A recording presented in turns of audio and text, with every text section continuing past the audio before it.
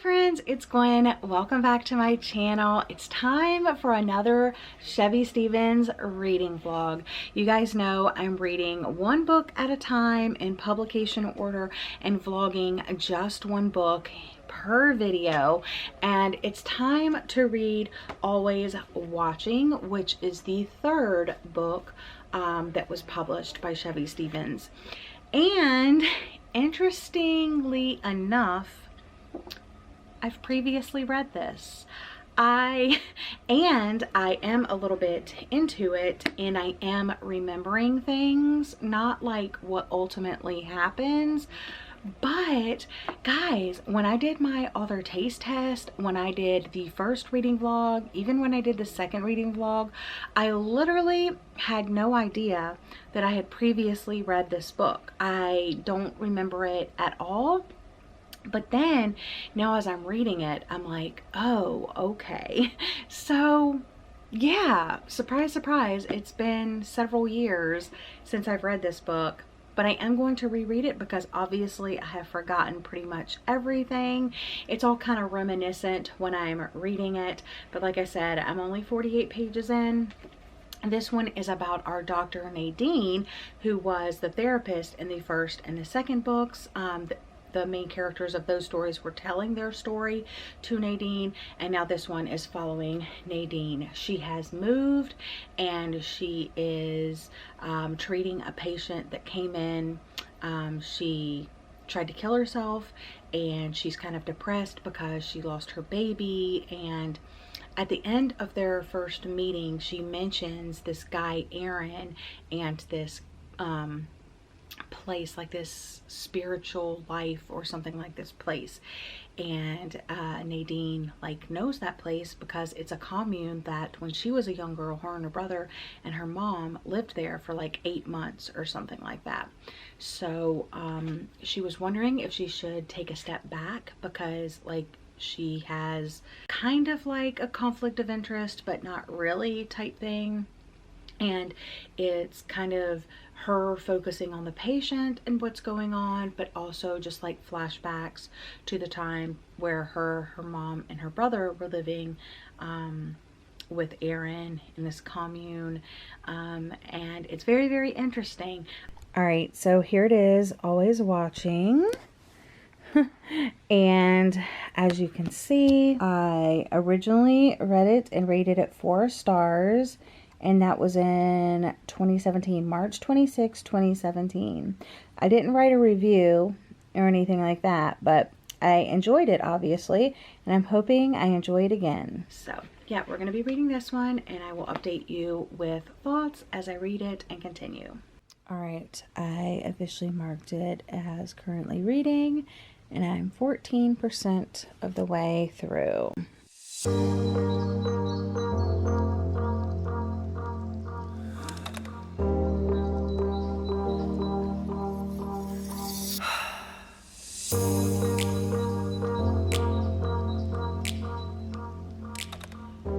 It's a rainy day out there, guys. All right, quick updates on Always Watching. Like I said, I'm getting so sleepy because of the rain, I think, because I definitely got enough sleep last night. Anyway, I made it to chapter 8, page 68, and I think I'm just gonna take a nap. I am so tired. All right, I'm here with a reading update. I did not take my nap, which I'm kind of regretting now because it's almost 2 o'clock and I definitely should have taken a nap. But instead, I scrolled on my phone for a while.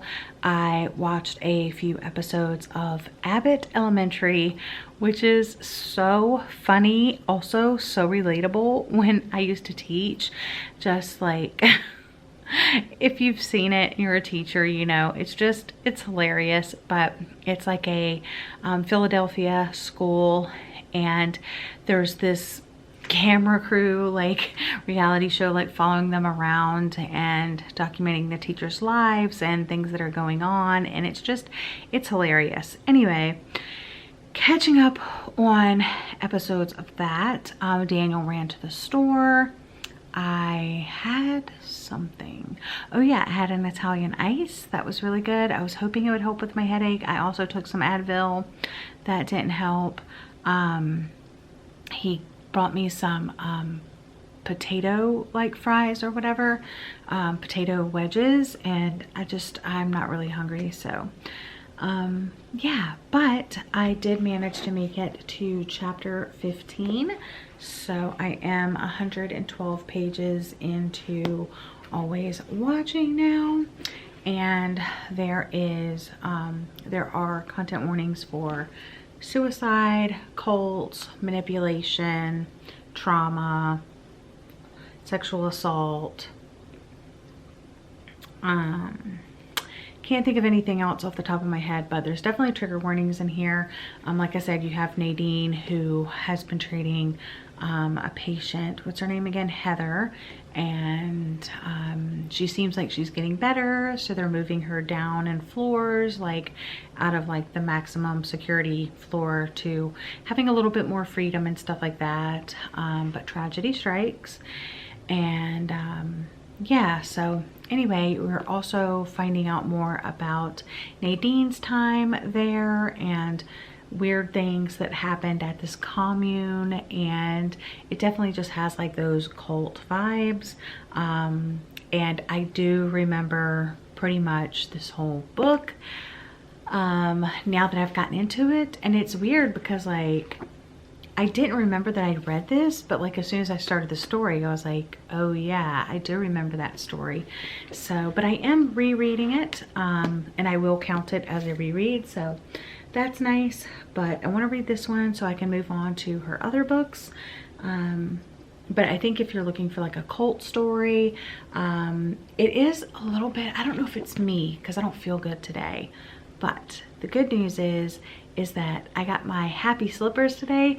You know, the ones that are like all over TikTok, all over Instagram, the little happy face slippers. Finally got mine in the mail today. I'm actually wearing them right now. They look like this, and yeah, I just thought how perfect that they arrived today when I needed a little bit of extra happiness. So I think they're so cute. And for anyone wondering, yes, they are comfortable.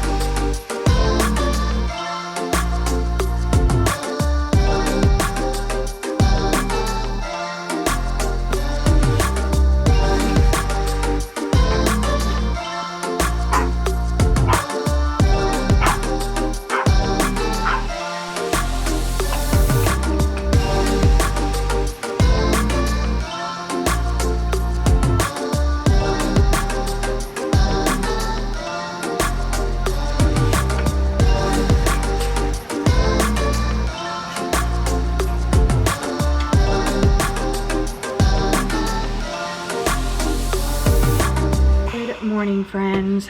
Yesterday was not a good day. I was not feeling very well, so I didn't get too far into my book.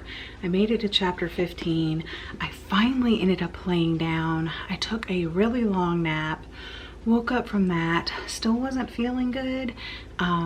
We got this balloon from our neighbor, and that's what Charlie was playing with last night, and it was so fun watching her play with that balloon. Then my husband made this naan recipe. We absolutely love like curry with naan, and we're trying to find a good naan recipe. This one we got from Once Upon a Chef with Jen Siegel. It was okay. We're gonna look for other recipes. But yeah, we were doing that last night, and we watched the rest of WandaVision on Disney, and I'm making breakfast right now. So I'm gonna have a bagel over here. Don't mind the stuff all over the counter. Stuff like that. All right, so now I'm just going to eat my bagel and read some of my book. It's already been a busy morning. It's 10 minutes till 10. I do have a chiropractor appointment today. Well, actually, my husband and I both do. But I have been busy this morning. I reached out to this company that I'm working with for the podcast. Sent an email about that. What else did I do? Text my friends, worked on this thumbnail kind of thing about my 22 books I want to read in 2022, because my plan is after I read all of those, I want to do like an update video and kind of just share all of my thoughts. I scheduled reading sprints for March 1st. I reached out to Beth and Ashley about the live show this Sunday, and I wrote up kind of like an outline of what that show will look like and shared that with them. And what else? I feel like I've just been very busy. But yeah, I'm gonna eat my bagel now. I threw on my everything but the bagel seasoning, and I'm gonna read and relax before our appointment. All right, I'm home from the chiropractor. I made it to chapter 19.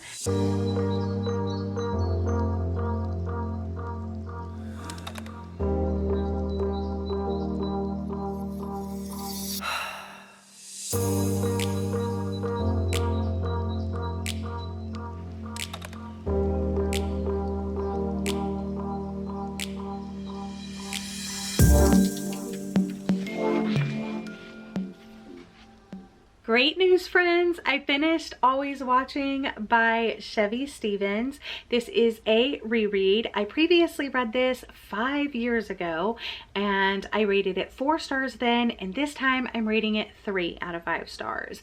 I still enjoyed it overall, but it just felt like it almost went too far with all the twists and turns that the story took towards the end, that I was just kind of like, okay, I'm ready for it to be over. Just tell me what happened to everybody, that sort of thing.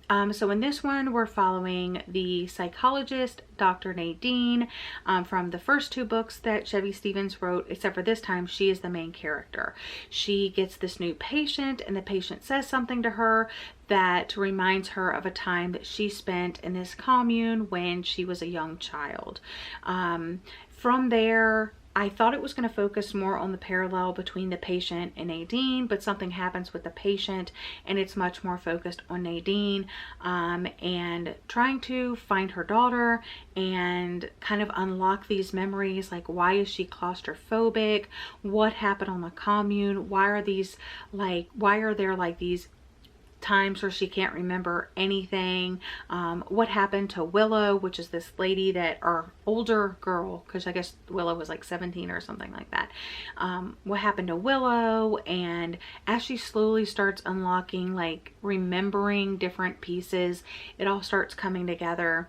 And I don't know, I just think it's overall a good story. I think if you're looking for something with cultish vibes, like mysterious cultish vibes with a little bit of thrills, lots of twists, then I would definitely recommend this.